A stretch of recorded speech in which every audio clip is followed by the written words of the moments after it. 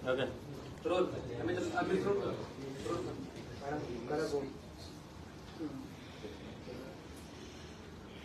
गेले अनेक महिने महाराष्ट्र बघतोय की निवडणूक आयोगात अपात्रतेच्या विषयी वकिलांमध्ये जेव्हा वाद होतात तेव्हा प्रतिज्ञापत्र जे सादर केलंय अजित पवारांच्या गटाने त्याच्यात सगळीकडे शरद पवारांवरती प्रचंड टीका साहेबांना हुकुमशहा म्हणण्यात आलं, साहेबांना पक्ष मनाप्रमाणे चालवतात असं म्हणण्यात आलं आणि साहेब कोणाचंच ऐकत नाही आणि ते कोणाला मोठं होऊ देत नाही असंही नव्हतं. या प्रतिज्ञापत्रावरती सही होती सुनील तटकरेंची. म्हणजे याचा अर्थ सुनील तटकरेंना माहिती होतं या प्रतिज्ञापत्रामध्ये काय लिहिलेलं आहे. मग जर सुनील तटकरे 2 वेळा या पक्षाचे अध्यक्ष झाले तर तुम्ही शरद पवारांना कसं काय म्हणू शकता की त्या हुकुमशहा होते. त्यांच्याच काळात तुम्ही राष्ट्राचे जनरल सेक्रेटरी झालात, त्यांच्याच काळात तुम्ही ट्रेजरर झालात. 21 तारखेला तुम्हीच त्यांचं भरभरून कौतुक केलं. मग ते हुकुमशहा झाले कधी? ते पार्टी मनाप्रमाणे चालवतात हे म्हणण्याचं तुम्हाला धाडस झालं कधी? आमचं म्हणणं एवढंच आहे अजित पवारांना आज आणि आव्हान आहे की तुम्ही काल म्हणालात ना की बारामतीमध्ये मी जो उभा करेन त्याला अजित पवार समजा. आणि तुम्ही नेहमी सांगतात महाराष्ट्रामध्ये मला ओळखतात कारण का मी कधीच खोटं बोलत नाही, मी जे बोलतो ते ठोकून बोलतो वगैरे. घ्या ना स्वतःचा पक्ष घ्या, स्वतःची निशाणी घ्या आणि बाहेर पडा प्रचाराला.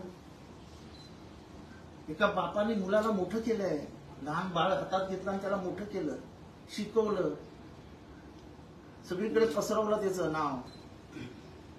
ते बाळ तुम्हाला कशाला हवंय? राष्ट्रवादी काँग्रेसची ओळख कोणामुळे झाली महाराष्ट्रात? माननीय शरदचंद्रजी पवार साहेबांमुळे. त्याच्यात तुमचं योगदान किती? पक्षाला हिमतीने जन्म कोणी दिला? आजपर्यंत 2-3 नेते भारतामध्ये स्वातंत्र्यानंतर की ज्यांनी काँग्रेस विरुद्ध बंडखोरी केली आणि टिकून राहिले. 2-3 नेते, त्याच्यातले एक शरद पवार आहे. काँग्रेस हा महाप्रवाह होता आणि अजूनही आहे. घेतली ना त्यांनी वेगळी निशाणी घड्याळ. त्यावेळेस गेले ना गावागावात आणि पहिलीच निवडणूक जिंकून त्यांनी सत्तेत बसवलं ना तुम्हाला. ते शरद पवारांचं कर्तृत्व आहे. ती शरद पवारांची पकड आहे महाराष्ट्रावरती. कारण का त्यांचे सगळे निर्णय हे लोकाभिमुख निर्णय असायचे. त्यांनी सुप्रमाचं राजकारण कधी केलं नाही. तुम्ही कायम सुप्रमाचं राजकारण केलं. सुप्रमा म्हणजे महाराष्ट्राला कळणार नाही. सुधारित प्रशासकीय मान्यता म्हणजे 1 रुपयाची वस्तू 1 लाखावर नाही. त्याला कोणाला प्रश्न विचारायचं काही कारण नसतं. 2014 नंतर किंवा त्याच्याही आधी जेव्हा हे आरोप व्हायला लागले देवेंद्र फडणवीसजींची भाषणं ऐका ना, वाचा काढून. सगळीकडे सुप्रमाचे आरोप आहेत. खडसेंची भाषणं काढा, सगळीकडे सुप्रमाचे आरोप आहेत. माझं आव्हान आहे त्यांना, बारामतीच कशाला, अख्ख्या महाराष्ट्रात सांगा की मी जेवढे उमेदवार करणार आहेत तेवढे सगळे अजित पवार उभे आहेत असं समजून माझी निशाणी ही आहे, माझ्या पक्षाचं नाव आहे, निवडून द्या. चला बघूया.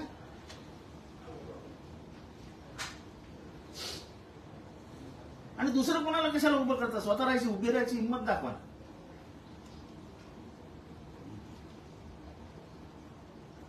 शरद पवार स्वतः मैदानात उतरायचे. कोणाच्या खांद्यावर बंदूक नाही ठेवायची.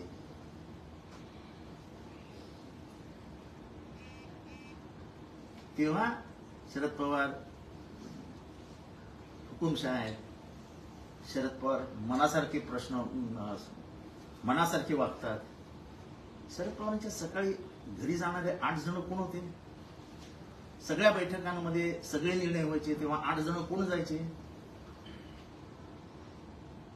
शरद पवारांनी एकट्याने निर्णय घेतला असं तुम्ही एकाची हिंमत असेल तर सांगून दाखवा बरं, कुठला निर्णय शरद पवारांनी एकट्याने घेतलाय? महाराष्ट्रात जेवढी लिबरल मोकळी राजकीय पक्षामध्ये कोणाला असेल तर ती राष्ट्रवादी काँग्रेसमध्ये होती. कुठलाही निर्णय शरद पवारांनी एकट्याने कधीच घेतला नाही. तुम्हाला सगळ्यांना विश्वासात घेऊन शरद पवारांनी निर्णय घेतले आणि हीच त्यांची चूक होती. नवीन पक्ष घ्या, नवीन निशाणे आणि लढा स्वतःच्या कर्तृत्वात. बघू महाराष्ट्र कोणाला पुढे नेतो ते. ज्यांच्या मरणाची वाट पाहताय त्या शरद पवारांना देतो का तरुण दमदार कार्यकर्ता दक्ष अजित पवारांना पुढे नेतो? बघूया. घ्या ना स्वतःची निशाणी आणि पक्ष घ्या ना. नाव घ्या. आज ऍप्लिकेशन करा ना निवडणूक आयोगात की आमच्या पक्षाचं नाव आहे आणि आम्हाला ही निशाणी हवी आहे. जा महाराष्ट्र घेईल निकाल. पण तुम्हाला नावही शरद पवारांच्या पक्षाचंच हवं आहे आणि निशाणीही शरद पवारांचीच हवी आहे. ती कशासाठी? एवढा त्रास, एवढ्या यातना देताय त्यांना तुम्ही, शाब्दिक टोचताय त्यांना तुम्ही, त्यांच्या मरणाबद्दल बोलताय तुम्ही, त्यांच्या वयाचे दाखले देतात तुम्ही. तुमच्यातला कोणीच म्हातारा होणार नाही का? महाराष्ट्राने काल ऐकलं जे काय ऐकायचं ते. आता निर्णय महाराष्ट्राची जनता घेईल. 15 तारखेला आहे तो आमदारापर्यंत जो निकाल आहे तो. निकालाबद्दल आम्हाला काही घेणं देणं नाही. आम्हाला माहिती निकाल काय लागणार आहे. आम्ही काय डरपोक नाही. गेली आमदारकी तर गेली. काय फरक पडतो? ज्या बापाने घडवलं त्या बापासाठी मरण आलं तर काय फरक पडतो कोणाला? आम्हाला काय फरक पडतो? काही वाचवायचं म्हणून काही करायचं ते आमचं जाणी मनी स्वप्नी नाही. अरे शरद पवारांसाठी जीव हजर आहे. आमदारकी काय झालं? जनतेला समजतंय ना. जनता देईल परत निवडून आम्हाला.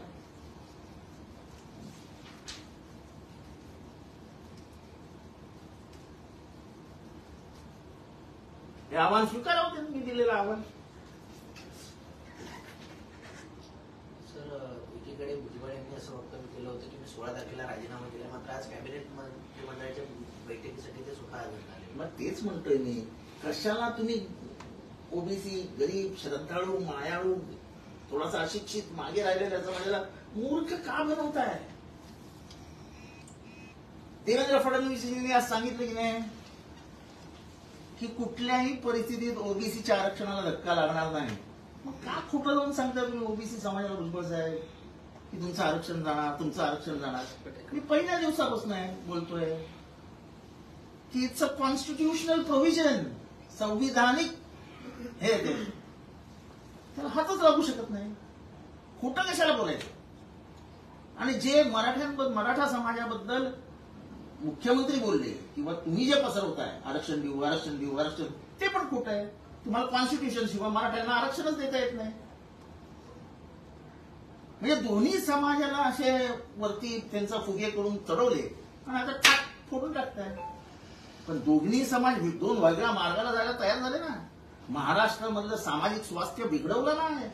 ह्या सरकारवरती माझा आरोप आहे की महाराष्ट्राचं सामाजिक स्वास्थ्य बिघडवण्याचं काम या सरकारने केलं. काय गरज होती बोलायची की नागरिकांनी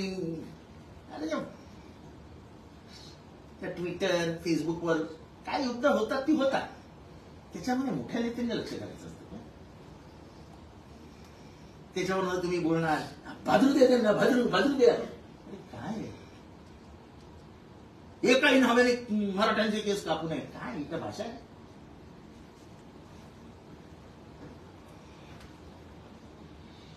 या जातीपातीमुळे जर महाराष्ट्र देश मागे राहिला. आता कुठे जातीयंताची लढाई सुरू झाली. जात नाही त्याला जात म्हणतात. मी पण ओबीसी आहे. मलाही माहिती आहे की आमचं आरक्षण निघणार नाही. मी पहिल्यांदा सांगत होतो, पहिल्यापासून सांगतोय मी ओबीसी आहे. आमचं आरक्षण कोणाचा बाप काढू शकत नाही. पण तो समाज थोडासा अशिक्षित आहे, अल्पसंख्याक असल्यामुळे थोडासा दबलेला असतो. त्यांच्या मानसिकतेचा फायदा घेऊन आपलं नेतृत्व बहारून आपल्याला देशाचा नेता व्हायचंय हे आमच्या लक्षात येत नाही. बोलतोय पण कोणाच्या भावनांशी खेळून त्यांना भिडवू नका हो. त्यांची कुस्ती लावू नका. त्यांची पाठ मातीला लावणं हे जर काम करणार असेल तर महाराष्ट्र कधी माफ नाही करणार. कारण का हे इतिहासात लिहिणं जाणार आहे. ही जी फूट आहे ना ती इतिहासात लिहिली जाणार आहे. बरोबर. पण ओबीसी मध्ये घुसखोरी होते ना मराठ्यांची. कशी होती ते मला कळत. सरकारविरुद्ध म्हणजे सरकारचं भूमिका एक आणि भुजबळ जे बोलत आहेत ते एक, बेबंदशाहीचा आरोप या ठिकाणी करण्यात. नाही, बेबंदशाही नाही. त्याचं तुम्ही कॅबिनेटमध्ये आहात ना, एक तर सरकारच्या निर्णयाविरुद्ध भूमिका घ्या, नाही तर मग गप्प बसा.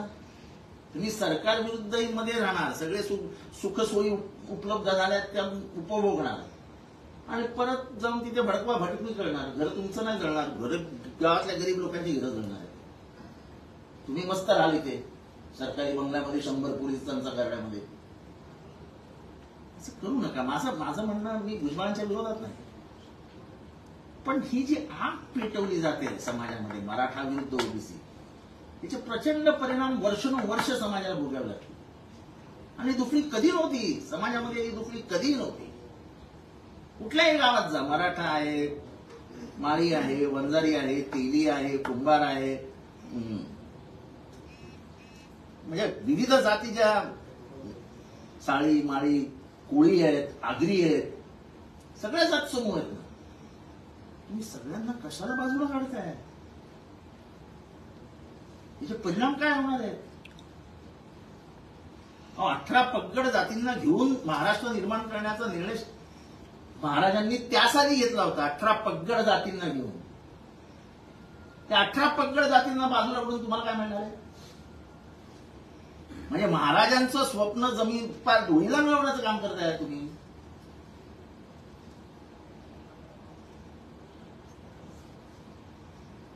मराठ्यांना जे प्रमाणपत्र देण्याचा जो अध्यादेश काढण्यात आलेला आहे त्याच्यातच जरांगेंनी सांगितले 10 तारखेपासून पुन्हा उपोषण सुरू नाही, मला त्यांच्या जरंगेंबद्दल पण काही बोलवायचं नाही. मी पहिल्यापासून सांगत होतो की तुम्ही फसवा फसवीचं राजकारण करू नका.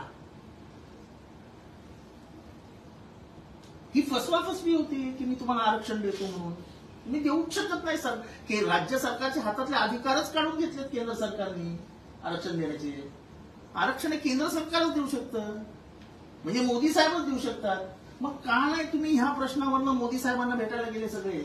मी तयार, चला जाऊया मोदी साहेबांना. मी छोटा माणूस आहे, कदाचित ते मला नेणार नाही, मी मनात जागा नसेल माझ्यासाठी. कारण समाजाला येडं नाही वाटवायचं. समाज प्रेम करतो तुमच्यावरती, तुमच्या नेतृत्वाचा सन्मान करतो. तुम्ही जरी माळी असली तर वंजारी प्रेम करतो, साळी प्रेम करतो, माळी प्रेम करतो, धनगर प्रेम करतो. सगळ्या जाती जात समूह भुजबळांवरती प्रेम करतात. तुम्ही हात का लावताय?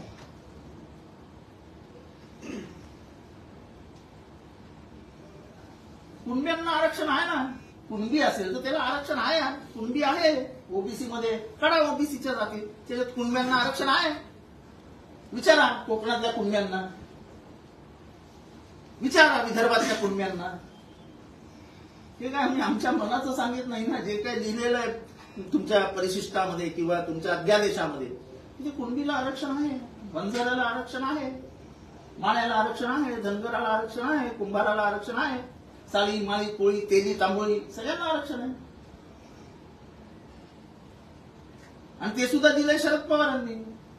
ते मिळालं मंडळ आयोग विश्वनाथ प्रताप सिंग यांनी ऍक्सेप्ट केला म्हणून. आणि ते मिळवायला स्वातंत्र्यानंतर 50 आणि 90 40 वर्ष लागली. म्हणजे बाबासाहेब आंबेडकरांचा 541 कलमानंतर कालेलकर आयोग पहिल्यांदा स्थापन झाला. नंतरचे खूप आयोग केले. बीपी मंडळ, चरणसिंग म्हणजे मोरारजी देसाई जेव्हा 77 साली प्रधानमंत्री झाले तेव्हा बीपी मंडळ आयोग आला. आणि त्या मंडळ आयोगाला स्वीकारण्याचं काम, त्यांचं पूर्ण हे स्वीकारण्याचं काम विश्वनाथ प्रताप सिंगांनी केलं. आणि जी ओबीसी बोलते ते मंडळ आयोगाला सगळं मिळणार म्हटल्यावर त्यांनी कमंडळ यात्रा काढली. आज जे ओबीसीचा असा कळवळा दाखवतात ना, त्या ओबीसीला सर्वात जास्त विरोध कोणी केला? इतिहास तपासून बघा. गोस्वामी नावाचा दिल्ली विद्यापीठामध्ये स्टुडंट असलेल्या पोराने पहिल्यांदाच युनिव्हर्सिटीमध्ये स्वतःला जाळून घेतलं आणि तिथनं भारतभर आग पेटली. इतिहास ज्यांना माहित नसतो त्यांना सांगणं ठीक आहे. आमच्या तोंडावर काय काय झालं राजकीय क्षेत्रामध्ये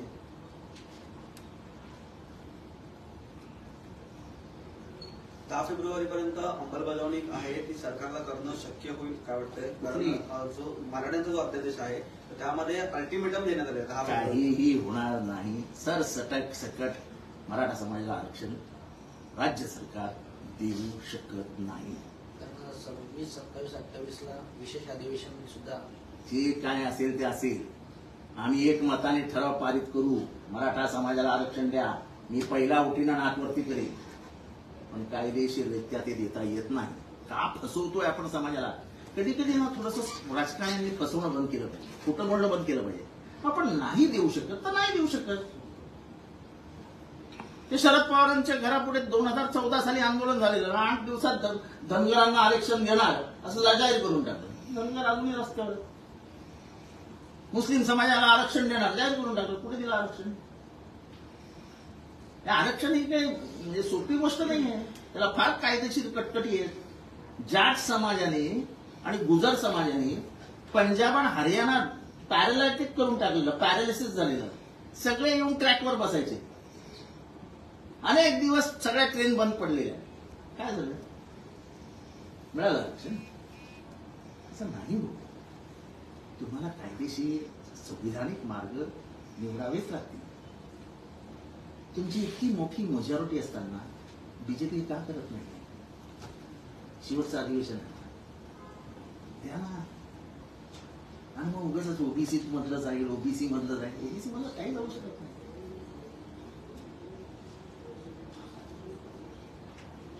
आणि तुम्ही कितीही असं बहाणा केला तरी ते शक्य नाही. तुम्हाला लोकसभेत जाऊनच हे सिद्ध करावं लागेल.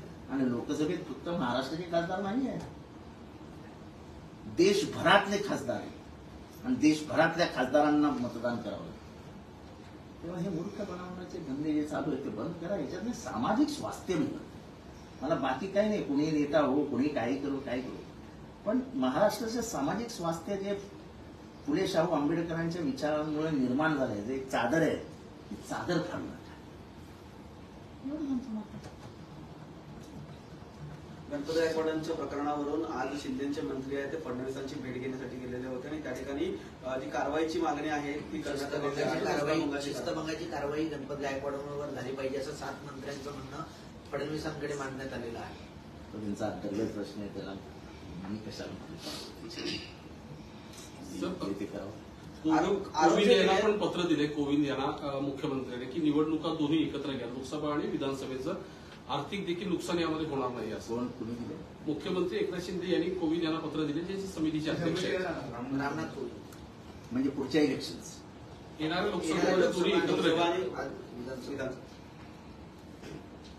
हे बघा, एक राष्ट्र एक निवडणूक, एक राष्ट्र एक काय ते गणवेश, एक राष्ट्र एक शाळा, एक राष्ट्र एक आहे ना, ते लोकशाहीला राहत आहे.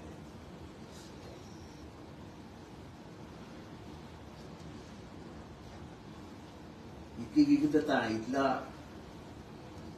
क्लायमॅटिक चेंजेस म्हणजे काय ते हवामानाचा होणारा बदल, ह्या बघून सगळ्या निवडणुका होतात. तुमच्या मनाप्रमाणे होत नाही. इथली विविधता लक्षात घ्यावी लागते. आणि डेमोक्रेसीमध्ये हे सगळं घातक असतं. One one one one one one one ते एक UDI, बाकी सगळे लिंक, धोकादायक आहे. तुमचा सगळा डाटा गव्हर्नमेंटकडे आहे. टाक एक क्लिक मारली की तुमचे सगळे फोटोग्राफ, फिटोग्राफ सगळे येतात.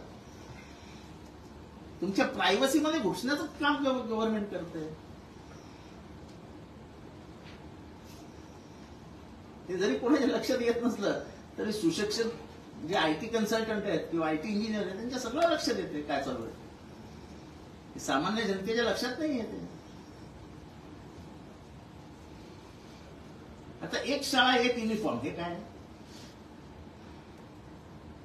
म्हणजे अख्ख्या देशात एक युनिफॉर्म, हे काय 8वी पर्यंत हाफ पॅन्टच, हे काय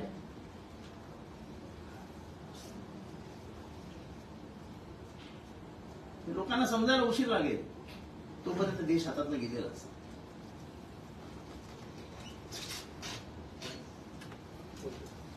ओके. 2008 मागच्या निवडणुकीत विधानसभा आणि लोकसभा एकत्र किंवा पाठोपाठ झाल्या होत्या. आधार पाटील होते तेव्हा विधानसभा निवडणूक निवडून आले होते.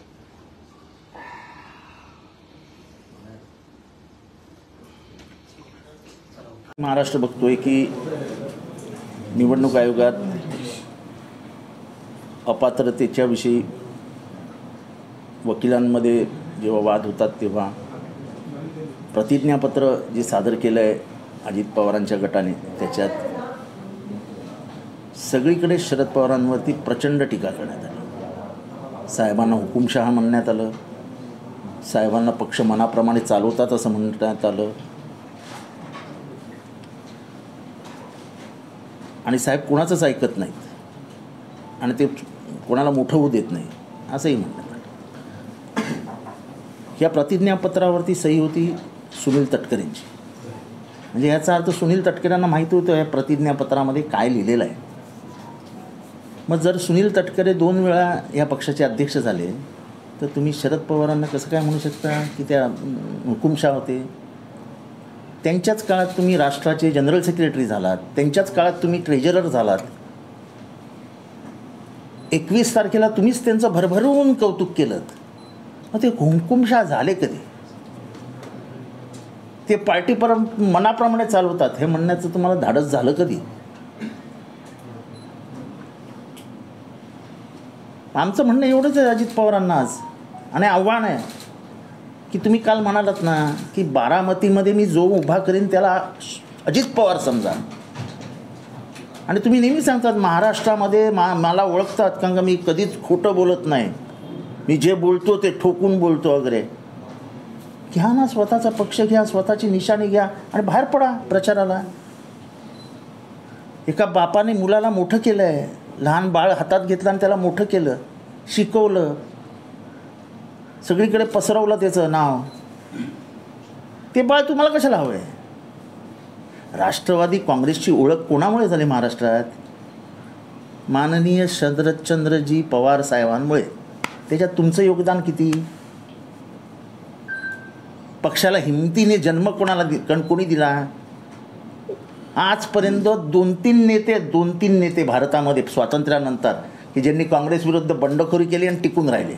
2-3 नेते, त्याच्यातले एक शरद पवार आहेत. काँग्रेस हा महाप्रवाह होता आणि अजूनही आहे. घेतली ना त्यांनी वेगळी निशाणी घड्याळ. त्यावेळेस गेले ना गावागावात आणि पहिलीच निवडणूक जिंकून त्यांनी सत्तेत बसवलं ना तुम्हाला. ते शरद पवारांचं कर्तृत्व आहे. ती शरद पवारांची पकड आहे महाराष्ट्रावरती, कारण का त्यांचे सगळे निर्णय हे लोकाभिमुख निर्णय असायचे. त्यांनी सुप्रमाचं राजकारण कधी केलं नाही. तुम्ही कायम सुप्रमाचं राजकारण केलं. सुप्रमा म्हणजे महाराष्ट्राला कळणार नाही, सुधारित प्रशासकीय मान्यता, म्हणजे 1 रुपयाची वस्तू 1 लाखावर न्यायची, त्याला कोणाला प्रश्न विचारायचं काही कारण नसतं. 2014 नंतर किंवा त्याच्याही आधी जेव्हा हे आरोप व्हायला लागले तेव्हा देवेंद्र फडणवीसजींची भाषणं ऐका ना, वाचा काढून. सगळीकडे सुप्रमाचे आरोप आहेत. खडसेंची भाषणं काढा, सगळीकडे सुप्रमाचे आरोप आहेत. माझं आज आव्हान आहे त्यांना, बारामतीच कशाला, अख्ख्या महाराष्ट्रात सांगा की मी जेवढे उमेदवार करणार आहेत तेवढे सगळे अजित पवार उभे आहेत असं समजून माझी निशाणी ही आहे, माझ्या पक्षाचं नाव आहे, निवडून द्या. चला बघूया.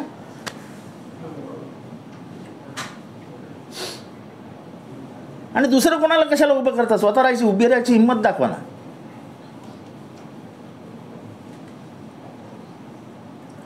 शरद पवार स्वतः मैदानात उतरायचे, कोणाच्या खांद्यावर बंदूक नाही ठेवायची.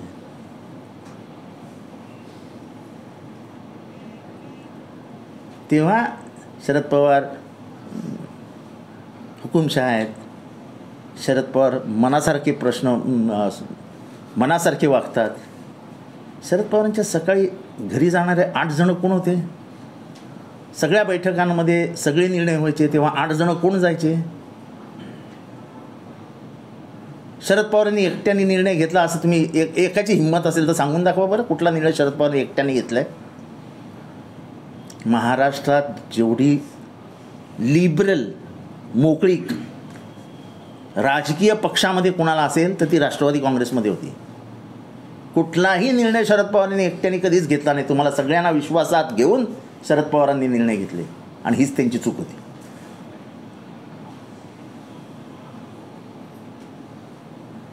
ते माझं आव्हान आहे, घ्या नवीन पक्ष, घ्या नवीन निशाणी आणि लढा स्वतःच्या कर्तृत्वावर. बघू महाराष्ट्र कोणाला पुढे नेतो ते. ज्यांच्या मरणाची वाट पाहताय त्या शरद पवारांना देतो का तरुण दमदार कार्यकर्तव्य दक्ष अजित पवारांना पुढे नेतो? बघूया. घ्या ना स्वतःची निशाणी आणि पक्ष घ्या ना, नाव घ्या. आज ॲप्लिकेशन करा ना निवडणूक आयोगात की आमच्या पक्षाचं नाव आहे आणि आम्हाला ही निशाणी हवी आहे. जा महाराष्ट्रात, महाराष्ट्र घेईल निकाल. पण तुम्हाला नावही शरद पवारांच्या पक्षाचंच हवं आहे आणि निशाणीही शरद पवारांचीच हवी आहे. ती कशासाठी? एवढा त्रास, एवढ्या यातना देताय त्यांना तुम्ही, शाब्दिक टोचताय त्यांना तुम्ही, त्यांच्या मरणाबद्दल बोलताय तुम्ही, त्यांच्या वयाचे दाखले देतात तुम्ही. तुमच्यातला कोणीच म्हातारा होणार नाही का? महाराष्ट्राने काल ऐकलं जे काय ऐकायचं ते. आता निर्णय महाराष्ट्राची जनता घेईल. 15 तारखेला आहे खासदार नाही आहेत, देशभरातले खासदार आहेत आणि देशभरातल्या खासदारांना मतदान करावं लागतं. तेव्हा हे मूर्ख बनवण्याचे धंदे जे चालू आहेत ते बंद करा. ह्याच्यात नाही सामाजिक स्वास्थ्य बिघडते. मला बाकी काही नाही, कोणी नेता हो, कोणी काही करू, पण महाराष्ट्राचं सामाजिक स्वास्थ्य जे फुले शाहू आंबेडकरांच्या विचारांमुळे निर्माण झालं आहे, जे एक चादर आहे, ती चादर फाडू नका. एवढं. देवेंद्र फडणवीसजींनी आज सांगितलं की नाही की कुठल्याही परिस्थितीत ओबीसीच्या आरक्षणाला धक्का लागणार नाही. मग का खोटं जाऊन सांगताय तुम्ही ओबीसी समाजाला, भुजबळ साहेब, की तुमचं आरक्षण जाणार? मी पहिल्या दिवसापासून बोलतोय की इट्स अ कॉन्स्टिट्यूशनल प्रोव्हिजन, संविधानिक हे ते, त्याला हातच लागू शकत नाही. खोटं कशाला बोलायचं? आणि जे मराठा समाजाबद्दल मुख्यमंत्री बोलले किंवा तुम्ही जे पसरवताय आरक्षण देऊ, ते पण खोटं आहे. तुम्हाला कॉन्स्टिट्यूशन शिवाय मराठ्यांना आरक्षणच देता येत नाही.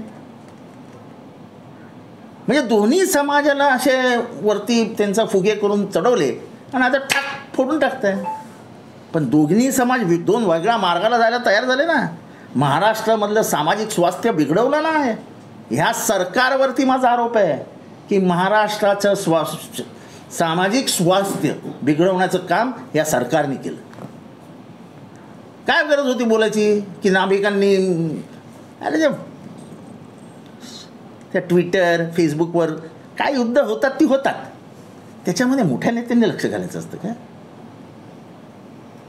त्याच्यावर तुम्ही बोलणार भादरू द्या त्यांना, भादरू द्या. अरे काय आहे? एकाही नावाने मराठ्यांचे केस कापू नये, काय ही काय भाषा आहे?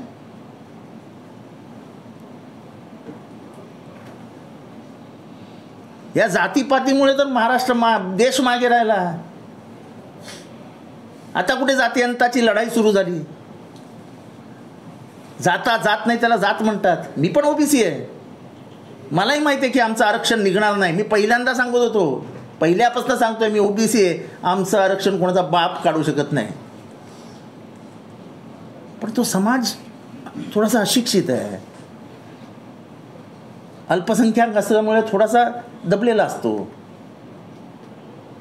त्यांच्या मानसिकतेचा फायदा घेऊन आपलं नेतृत्व बहारून आपल्याला देशाचा नेता व्हायचं आहे हे आमच्या लक्षात येत नाही भुजबळ साहेब.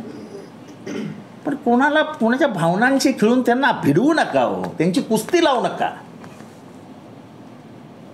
त्यांची पाठ मातीला लावणं हे जर काम करणार असाल तर महाराष्ट्र कधी माफ नाही करणार आहे. कारण का हे इतिहासात लिहिणं जाणार आहे. ही जी फूट आहे ना ही इतिहासात लिहिली जाणार आहे. आता बरोबर नाही, कशी होती ते मला कळत नाही. सरकारविरुद्ध म्हणजे सरकारचं भूमिका एक आणि भुजबळ जे बोलत आहेत ते एक, बेबंदशाहीचा आरोप या ठिकाणी करतात. नाही, बेबंदशाही नाही. असं तुम्ही कॅबिनेटमध्ये आहात ना, एक तर सरकारच्या निर्णयाविरुद्ध भूमिका घ्या, नाही तर मग गप्प बसा. तुम्ही सरकार विरुद्धमध्ये राहणार, सगळे सुखसोयी उपलब्ध झाल्यात त्या उपभोगणार आणि परत जाऊन तिथे भडकवा भडकवी करणार. घरं तुमचं नाही जळणार, गावातल्या गरीब लोकांची घरं जळणार आहेत. तुम्ही मस्त राहाल इथे सरकारी बंगल्यामध्ये 100 पोलिसांच्या गाड्यामध्ये. असं करू नका. माझं म्हणणं, मी भुजबळांच्या विरोधात नाही आहे, पण ही जी आग पेटवली जाते समाजामध्ये मराठा विरुद्ध ओबीसी, याचे प्रचंड परिणाम वर्षानुवर्ष समाजाला भोगावे लागतील. आणि दुफळी कधी नव्हती समाजामध्ये, ही दुफळी कधीही नव्हती. कुठल्याही गावात जा, मराठा आहे, माळी आहे, वंजारी आहे, तेली आहे, कुंभार आहे, म्हणजे विविध जातीच्या साळी माळी कोळी आहेत, आगरी आहेत, सगळ्या जात समूह आहेत ना. तुम्ही सगळ्यांना कशाला बाजूला काढताय? याचे परिणाम काय होणार आहेत? 18 पगड जातींना घेऊन महाराष्ट्र निर्माण करण्याचा निर्णय महाराजांनी त्या साली घेतला होता. 18 पगड जातींना घेऊन. त्या 18 पगड जातींना बाजूला कडून तुम्हाला काय मिळणार आहे? म्हणजे महाराजांचं स्वप्न जमीन पार धुळीला मिळवण्याचं काम करताय तुम्ही.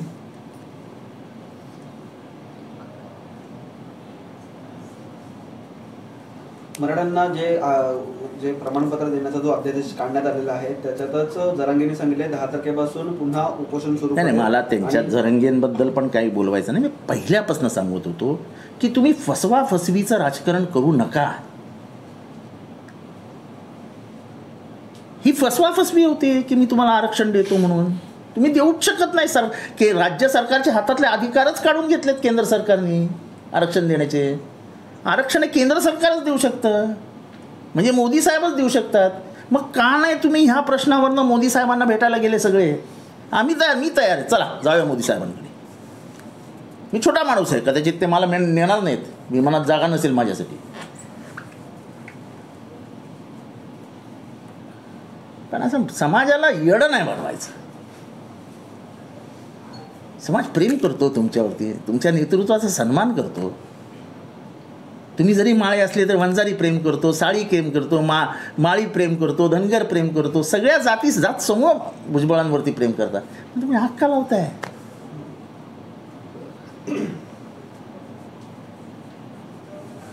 कुणब्यांना आरक्षण आहे ना. कुणबी असेल तर त्याला आरक्षण आहे. कुणबी आहे ओबीसीमध्ये, काढा ओबीसीच्या जाती, त्याच्यात कुणब्यांना आरक्षण आहे. विचारा कोकणातल्या कुणब्यांना, विचारा विदर्भातल्या कुणब्यांना. हे काय आम्ही आमच्या मनाचं सांगत नाही ना. जे काय लिहिलेलं आहे तुमच्या परिशिष्टामध्ये किंवा तुमच्या अध्यादेशामध्ये, तिथे कुणबीला आरक्षण आहे, बंजाऱ्याला आरक्षण आहे, माळ्याला आरक्षण आहे, धनगराला आरक्षण आहे, कुंभाराला आरक्षण आहे, साळी माळी कोळी तेली तांबोळी सगळ्यांना आरक्षण आहे. आणि ते सुद्धा दिलंय शरद पवारांनी. ते मिळालं मंडळ आयोग विश्वनाथ प्रताप सिंग यांनी ॲक्सेप्ट केला म्हणून. आणि ते मिळवायला स्वातंत्र्यानंतर 50 आणि 90 म्हणजे 40 वर्ष लागली. म्हणजे बाबासाहेब आंबेडकरांचं 541व्या कलमानंतर कालेलकर आयोग पहिल्यांदा स्थापन झाला. नंतरचे खूप आयोग गेले. BP मंडळ, चरण सिंग म्हणजे मोरारजी देसाई जेव्हा 77 साली प्रधानमंत्री झाले तेव्हा BP मंडळ आयोग आला. आणि त्या मंडळ आयोगाला स्वीकारण्याचं काम, त्यांचं पूर्ण हे स्वीकारण्याचं काम विश्वनाथ प्रताप सिंगांनी केलं. आणि जी ओबीसी बोलते ते मंडळ आयोगाला सगळं मिळणार म्हटल्यावर त्यांनी कमंडळ यात्रा काढली. आज जे ओबीसीचा असा कळवळा दाखवतात ना, त्या ओबीसीला सर्वात जास्त विरोध कोणी केला? इतिहास तपासून बघा. गोस्वामी नावाचा दिल्ली विद्यापीठामध्ये स्टुडंट असलेल्या पोराने पहिल्यांदा युनिव्हर्सिटीमध्ये स्वतःला जाळून घेतलं आणि तिथनं भारतभर आग पेटली. तेव्हा इतिहास ज्यांना माहीत नसतो त्यांना सांगणं ठीक आहे. आमच्या तोंडावर काय काय झालं राजकीय क्षेत्रामध्ये.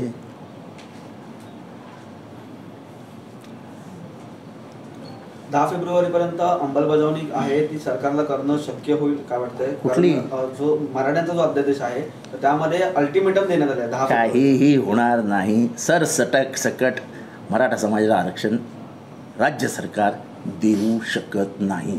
कारण 26, 27, 28ला विशेष अधिवेशन सुद्धा. जे काय असेल ते असेल. आम्ही एकमताने ठराव पारित करू, मराठा समाजाला आरक्षण द्या. मी पहिला उठीनं हात वरती करेन. पण कायदेशीररित्या ते देता येत नाही. का फसवतोय आपण समाजाला? कधी कधी ना थोडंसं राजकारण्यांनी फसवणं बंद केलं पाहिजे, खोटं बोलणं बंद केलं पाहिजे. आपण नाही देऊ शकत तर नाही देऊ शकत.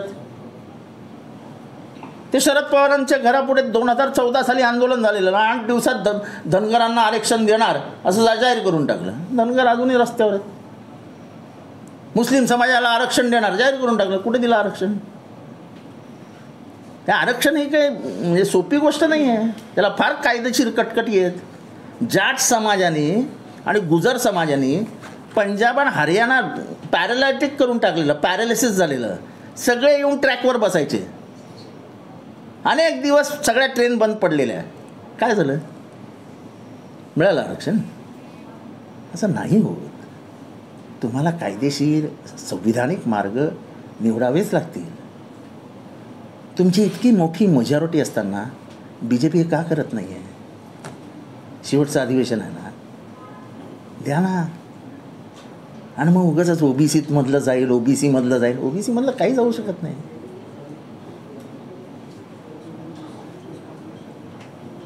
आणि तुम्ही कितीही असं बहाणा केला तरी ते शक्य नाही. तुम्हाला लोकसभेत जाऊनच हे सिद्ध करावं लागेल. आणि लोकसभेत फक्त महाराष्ट्र प्रश्न आहे, त्याला मी कशाला मध्ये पडावं? त्याच्यात जे योग्य आहे ते करावं.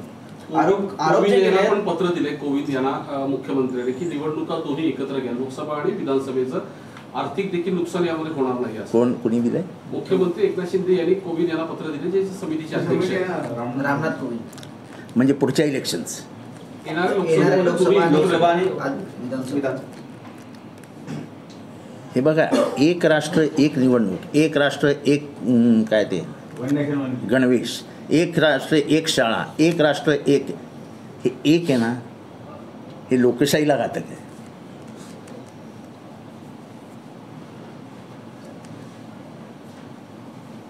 इथली विविधता, इथला क्लायमॅटिक चेंजेस म्हणजे काय त्याला म्हणतात, हवामानाचा होणारा बदल, ह्या बघून सगळ्या निवडणुका होतात. तुमच्या मनाप्रमाणे होत नाहीत. इथली विविधता लक्षात घ्यावी लागते. आणि डेमोक्रेसीमध्ये हे सगळं घातक असतं. 1-1-1-1-1-1-1 ते एक UDI, बाकी सगळे लिंक, धोकादायक आहे. तुमचा सगळा डाटा गव्हर्नमेंटकडे आहे. टाक, एक क्लिक मारली की तुमचे सगळे फोटोग्राफ, फिटोग्राफ सगळे येतात. तुमच्या प्रायव्हसीमध्ये घुसण्याचं काम गव्हर्नमेंट करतं आहे. हे जरी कोणाच्या लक्षात येत नसलं तरी सुशिक्षित जे IT कन्सल्टंट आहेत किंवा IT इंजिनियर आहेत त्यांच्या सगळं लक्षात येतं काय चालू आहे. हे सामान्य जनतेच्या लक्षात नाही येते. आता एक शाळा एक युनिफॉर्म, हे काय? म्हणजे अख्ख्या देशात एक युनिफॉर्म, हे काय? 8वी पर्यंत हाफ पॅन्टच, हे काय?